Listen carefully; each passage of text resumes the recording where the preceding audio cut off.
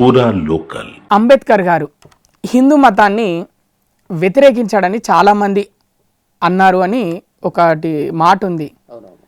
అసలు అది నిజమా కాదా, ఏంటి అసలు అది? చూడండి, కొన్ని విషయాలు ఎలా ఉంటాయంటే ఏదో మాకు సామెత చెప్తారండి. ఏదో చిన్న వెంట్రుక ఎగిరింది అని చెప్తే ఏదో పౌరం ఎగిరింది అని చెప్పేసి ఒక సామెత చెప్తారు. అదిగో తోకంటే ఎదిగో పులి అంటారు. ఇలాగా అర్ధరహితంగాను కేవలం ప్రచార డాంబికాలతో నడిచే అంశాలు చాలా ఉన్నాయి మనకి.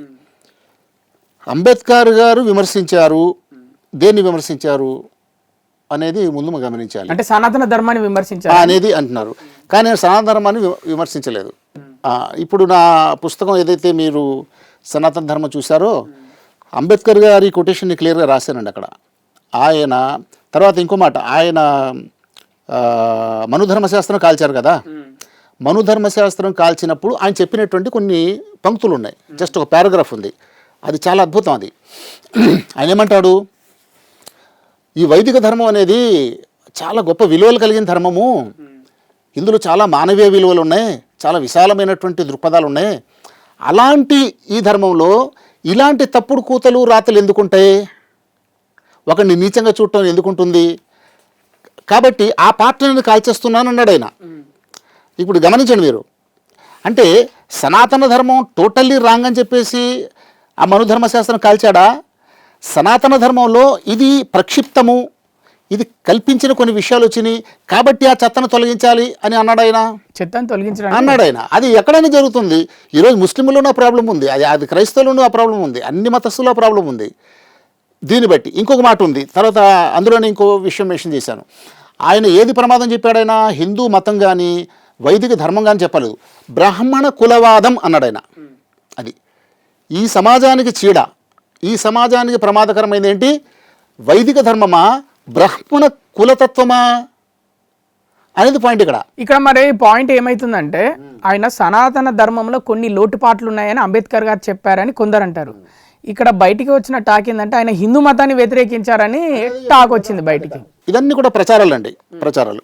ముఖ్యంగా నేను ఒక విషయాన్ని ఇందులో 10 పాయింట్స్, నేను పాజిటివ్ 10 పాయింట్స్, నెగిటివ్ పాయింట్స్ కూడా రాశాను. అది మీరు చూస్తుంటారు. ఒక్కసారి నేను ఇక్కడ చూపించాలనుకుంటున్నాను. అదేంటంటే వైద్య శాస్త్రము, వైద్యులు, రైట్. కొంతమంది వైద్యులు ఏం చేస్తున్నారంటే అక్రమంగా కిడ్నీలు అమ్మేస్తున్నారు, అన్నెసెసరీ హార్ట్ ఆపరేషన్స్ చేసేస్తున్నారు. ఉన్నారా లేదండి ఇప్పుడు మార్కెట్లో? ఉన్నారా లేదంటారు, వార్తలు వస్తే వస్తున్నాయి, చూస్తున్నారు కదా, అంటూ ఉన్నారు కదా. అది అలాగే ప్రతి రంగంలో అలాంటి వాళ్ళు ఉన్నారా లేరా?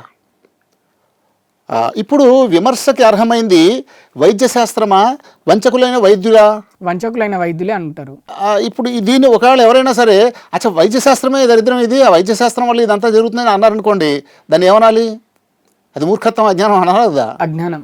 అది అదేవిధంగా వైదిక ధర్మం ఎలాగైతే వైద్య శాస్త్రం ఎక్స్ప్లైట్ అవుతుందో కొందరి వల్ల, అలాగే వైదిక ధర్మం కూడా ఎక్స్ప్లైటేషన్ గురయ్యి కొన్ని తప్పుడు విషయాలు వచ్చేసాయి. ఎలాంటి విషయాలు? ఉదాహరణకి చూడండి, ఒకటి సతీ సహగమనం, బాల్య వివాహ వ్యవస్థ, దేవదాసి వ్యవస్థ, వర్ణ వ్యవస్థ, శూద్రులకు విద్యను నేర్చుకునే హక్కు ఇవ్వకూడదు అనేది, తర్వాత శూద్రులకు ఆస్తి హక్కు ఇవ్వకపోవటం, నేరాలకు పాల్పడితే శూద్రులు తప్ప అగ్రకులాల వారికి శిక్ష లేదు. సేమ్ నేరం చేశారు ఇద్దరు కూడా, కానీ శూద్రుడికే శిక్ష, అగ్రకుల వారికి శిక్ష లేదు. తర్వాత ఏ కులపు స్త్రీకైనా ఆస్తి హక్కు ఇవ్వకపోవటం, అసలు ఏ స్త్రీ కూడా ఆస్తి హక్కు లేదు. ఇవి 10 విషయాలండి. ఇది సనాతన ధర్మం, ఇది డెంగ్యూ లాంటిది, దీన్ని అంతం చేయాలన్నారు. మీరు ఒకసారి అంటే నేను 10 సార్లు అంటే దీన్ని అంతం చేయాలని చెప్పేసి, ఎందుకంటే ఇది సనాతన ధర్మం కాదు. ఇది అదేంటి మరి? అది సనాతన ధర్మం పేరిట వచ్చినట్టుండి వచ్చి చేరినట్టుండి చెత్తండి ఇది. అంటే అధికారం చూపించుకోవడానికి కొందరు పండితులు తమ స్వార్థం కోసం, తమ స్వలాభం కోసం కొన్ని విషయాలు ఇవి ప్రవేశపెట్టారు. కాబట్టి ఇది సనాతన ధర్మం కాదు. సనాతన ధర్మం ఏంటి? 10 పాయింట్స్ చెప్తాను చూడండి. అది సనాతన ధర్మం. అదేంటది? సనాతన ధర్మంలో మొదటి విషయం, ఏకం సత్ విప్రా బహుధా వదంతి. ఏకాత్మ భావన అంటే మానవులు ఈ లోకంలో ఎవరున్నా సరే, వాళ్ళు ఏ ఇంట్లో పుట్టినా సరే ఒకే ఆత్మ అందరిలో ఉన్నది. వండర్ఫుల్ గ్లోబల్ బ్రదర్హుడ్ అండి ఇది.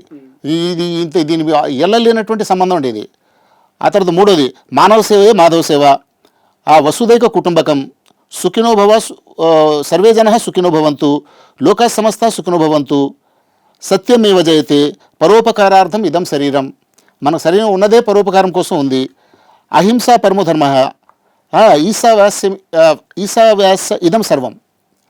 అంటే ఆ సర్వేశ్వరుడు సర్వత్రా వ్యాపించున్నాడు. మీలో నాలో కూడా సర్వేశ్వరుడు ఉన్నాడు. మిమ్మల్ని దూషిస్తే సాక్షాత్తు సర్వేశ్వరుని దూషించినట్టు. ఇది కూడా సనాతన ధర్మమే చెప్పింది. ఇది సనాతన ధర్మం. ఇదే సనాతన ధర్మం. ఇది అసలైన ఇది సనాతన ధర్మం. ఇంతకుముందు చెప్పిన 10 పాయింట్స్ బాల్య వివాహాలు అవన్నీ కూడా సనాతన ధర్మంలో వచ్చినటువంటి ప్రక్షిప్తాలు. అంటే దాని స్వార్థం కోసం కొంతమంది కల్పించారు. అది సనాతన ధర్మం కాదు. ఇదండి మీరు చూడండి, ఏదైనా సరే ఇది ఖురాన్లో ఉంది, ఇది వేదము, ఇది బైబిలు అని చెప్పారంటే కింద రిఫరెన్స్ ఇవ్వాలి. రిఫరెన్స్తో చెప్పిన దానికి అది వ్యాలిడ్ అవుతుంది. కానీ కేవలం ఏదో సమాజంలో ఏదో నలుగురు చెప్తున్నారు ధర్మం అని చెప్పేసి అనిపించు.